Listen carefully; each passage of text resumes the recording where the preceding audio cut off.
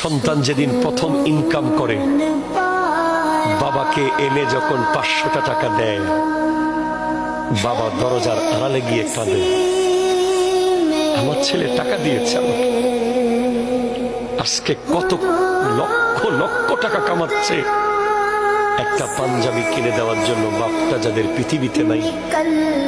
আছে কোটি কোটি টাকার মালিক, টাকা টাকা পকেটে, একটা শাড়ি কিনে দেওয়ার জন্য বাপটা যাদের নাই, তারাই বুঝতে পারে কত কষ্ট, কত দুঃখ।